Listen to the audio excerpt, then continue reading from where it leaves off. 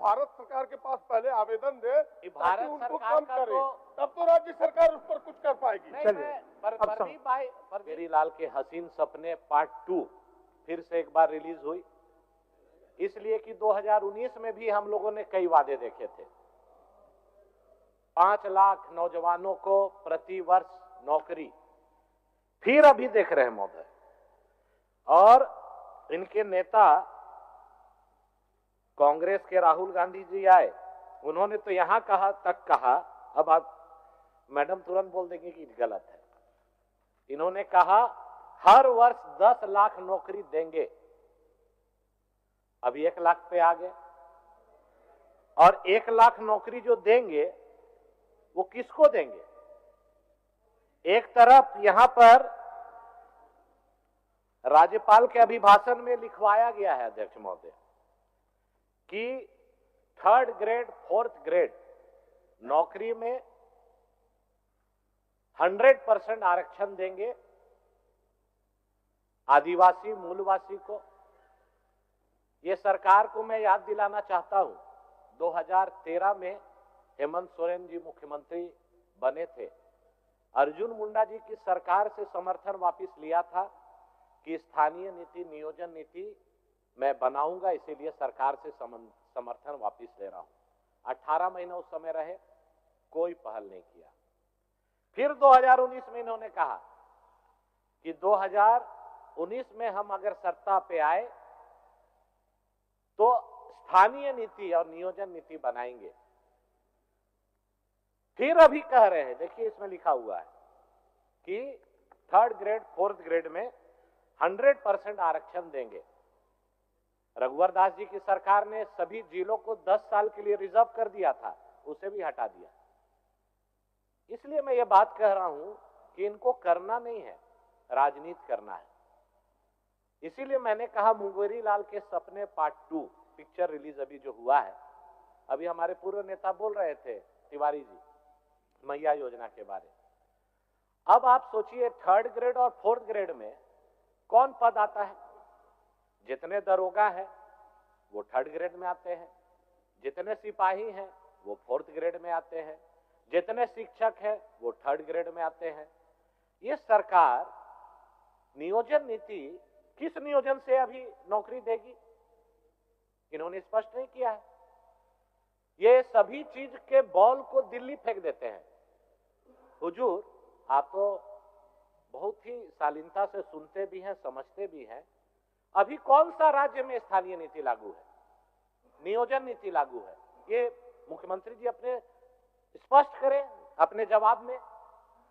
2016 में रघुवर दास जी ने कैबिनेट की बैठक की, संकल्प निकाला, वही नियोजन नीति स्थानीय नीति आज लागू है। उन्होंने 1985 का कट ऑफ किया, आप उसको काटो, 1932 करो।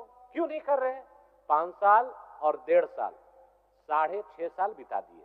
फिर ये 5 साल बीतेगा अध्यक्ष महोदय, क्या बोलेंगे कि सर्वसम्मति से हमने विधानसभा में लाके केंद्र सरकार को भेज दिया। करना नहीं है, इसीलिए केंद्र पर फेंकना है। जैसे इसमें एक चीज लिखा हुआ है, अब बोलेंगे कि मैया योजना हम क्यों नहीं दे रहे हैं कि मेरा 1,36,000 बकाया है। कहां बकाया है? तो केंद्र सरकार में। वो आएगा तो हम देंगे। अभी तिवारी जी बोल रहे थे, इतना टर्म्स एंड कंडीशन इसमें जो लिखा हुआ है, हमारे राज्यपाल महोदय से आपने पढ़वाया कि सभी महिलाओं को, इसमें लिखा हुआ है हुजूर, आप पढ़ लीजिए, सभी महिलाओं को मैया सम्मान योजना के तहत सम्मान राशि 2500 रुपये हर महीने दी जाएगी। तो सभी का मतलब क्या है? हम तो नहीं समझ रहे हैं, इधर समझ रहे होंगे तो लोग बताएंगे। 2500 रुपया सभी महिला को मिलेगा, तो चिट्ठी क्यों निर्गत हुआ कल उपायुक्त के द्वारा कि जिनको जिनको 1000 गया उसको केस करके वापसी लो? इतना जैसे बड़ा कोई ऐड होता है तो नीचे छोटा सा लिखा रहता है टर्म्स एंड कंडीशन। वही टर्म्स एंड कंडीशन क्या है? लाल कार्ड धारी कि आवासीय 1932 का खतियान धारी। तो मुझे लगता है जो 60 लाख चुनाव के पहले ये लोग एक बार डाल के प्रलोभन दे के ठग के वोट ले लिए। अब 60 लाख से 6 लाख तुरंत आएगा ये अगला महीना से। गांव देहात से हमको हुजूर फोन आ रहा है कि गैस सिलेंडर खाली हो गया, कब से भरवाना है, 450 में कब मिलेगा। सब महिला लोग खाली कर दिए अपना सिलेंडर, इंतजार कर रही है। इनके कांग्रेस के नेता जो मीर साहब आके बोले कि बांग्लादेशी को भी देंगे 450 में, घुसपैठिया को भी देंगे 450 में, बोले। वीडियो है। अनूप जी भाई के सभा में अनूप भाई बायां दाहिना झांकने लगे थे उस समय मंच में कि क्या बोल रहे हैं मीर साहब।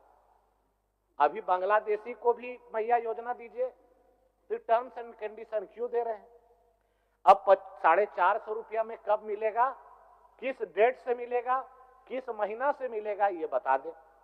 और किनको मिलेगा उसमें टर्म्स एंड कंडीशन भी बता दे, ताकि उस समय तो चुनाव के पहले इसमें भी लिखे थे कि 450 में सभी को, चाहे गरीब हो चाहे अमीर हो, सभी को मिलेगा। लेकिन हुजूर आज तक इस पर तो नहीं लिखा। तो बोला सर नाम नहीं बोलेंगे, बोला अभी अभियान चालू किए हैं, थाना में क्या लगेगा, नेता को कहां देना है, अफसर को कहां देना है, उसके लिए 1 महीना ये चलेगा। और जब फिक्स हो जाएगा अमाउंट कि पर हाईवा कितना हर थाना में और कहां कहां देना है, उसके बाद फ्री हो जाएगा। तो आप समझिए हुजूर कि कहां गरीब का बालू गिट्टी कहां से मिलेगा।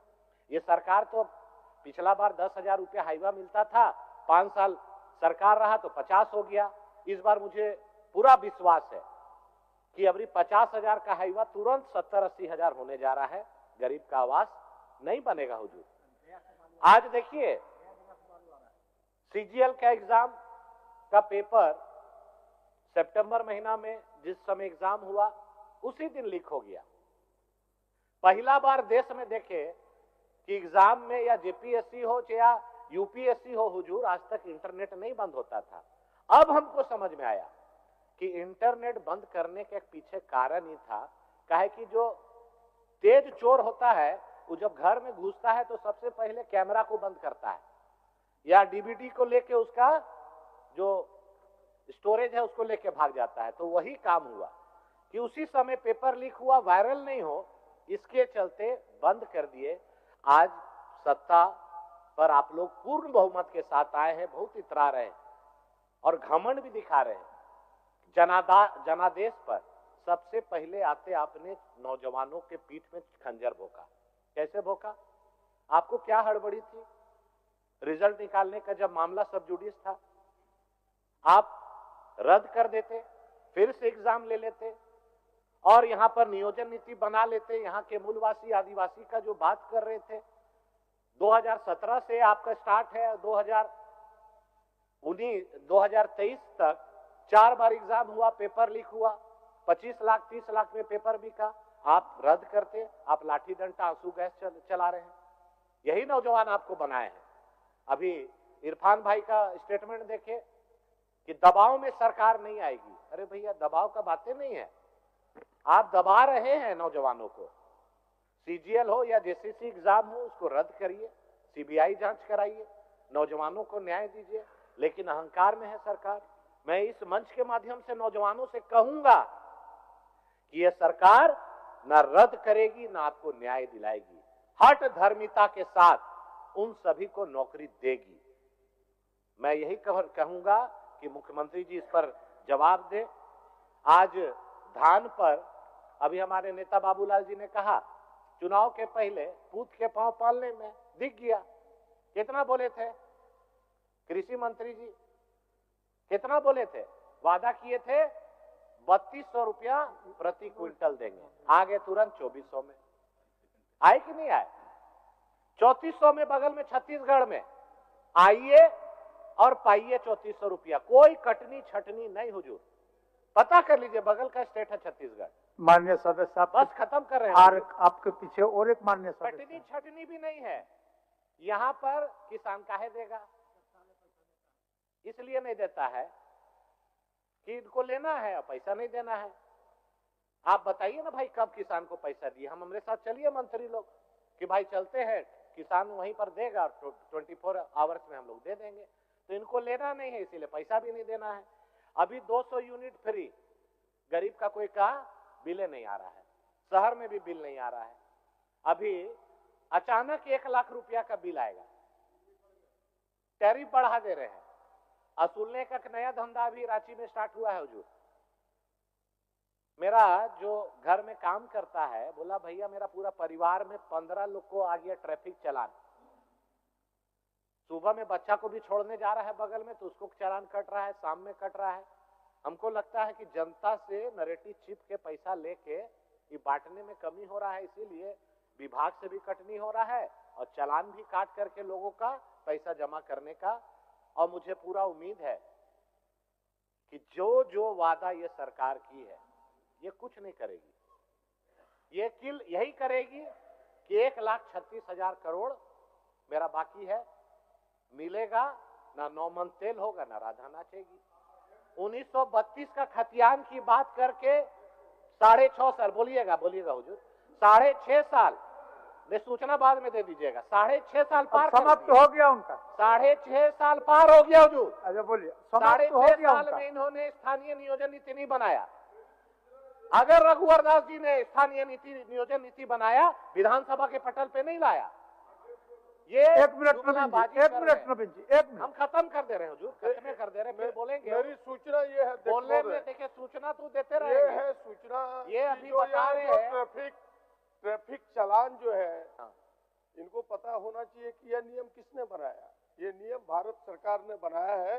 जो आज गरीबों का शोषण होता है हेलमेट पर, जो आपने 5 गुना किया, लोगों के चालान काटने पर आपने 5 गुना किया, ये सारा नियम भारत सरकार का है, जिसका हम सबों ने विरोध किया था। अध्यक्ष महोदय, ये भारत सरकार के पास पहले आवेदन दे ताकि उनको कम करे, तब तो राज्य सरकार उस पर कुछ कर पाएगी। प्रदीप बाबू से मैं इसलिए असहमत हूँ कि भारत सरकार के नियम इनको याद है। रांची के शहर रतन टॉकीज के पास कैमरा लगा हुआ है, वहां कितना चालान कटा है आज तक बताइए? एक भी चालान कटा है तो बताइए? फ्री है, टोपी पहन के आइए, फ्री में जाइए, वहां चालान नहीं कट रहा है। कहां कट रहा है? अशोक नगर में।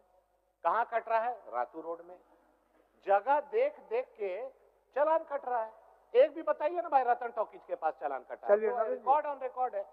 तो मैं यही कहूंगा अध्यक्ष महोदय, फिर वही सीढ़ी बजा रहे हैं 1932 नहीं बनेगा। अरे काटिए 1985, करिए 1932। रघुवर दास जी तो विधानसभा में नहीं लाए। आज वही नियोजन स्थानीय नीति पर आपका नौकरी देने का बात कर रहे हैं। लोगों को गुमराह करना है, ठगना है, लेकिन काठ का गड़ा एक बार चढ़ गया, अगला बार अब नहीं चढ़ने वाला। इस बार देख लेगा आदमी। 2500 सभी महिला, अभी सभी महिला को मिलेगा कि नहीं मिलेगा? जो ऐड में लिखा रहता है ना टर्म्स एंड कंडीशन, वही चिट्ठी बता रहा है। वही ऐड में 450 रुपया गैस सिलेंडर कब से मिलेगा? धान का 3200 बोल के 2400 में आ गया, वो भी पेमेंट नहीं मिलेगा। आपका जो बांग्लादेशी घुसपैठ का जो मामला है, कल मैं न्यूज में देख रहा था, दिल्ली सरकार चिन्हित करके जांच करके वैसे लोग को आइडेंटिफाई कर रही है। आप टोल फ्री नंबर जारी करिए सरकार, हम लोग सूचना देंगे, गांव वाला सूचना देगा। उससे प्रेम क्या मामला है? वो तो आपके देश के नहीं है, बगल देश से अगर आके घुसपैठ कर रहे हैं तो उस पर आप टोल फ्री नंबर जारी कीजिए, सूचना देगा, उस पर पुलिस कार्रवाई करे और उनको रस्सा बांध करके बाहर निकाले। लेकिन झारखंड की संस्कृति परंपरा की बात करने वाले उस पर कुछ नहीं बोलते हैं हुजूर। जहां पर जमीन का जमीन लुटा रहा है, परंपरा लुटा रही है, संस्कृति लुटा रहा है। आज ये सरकार मौन रहेगी, ये केवल राजनीति करेगी। काम कुछ होना नहीं है, लूट होना है। ब्लॉक हो, थाना हो, बालू आप हो, थोड़ा सा समय छोड़ दीजिए। अब आपको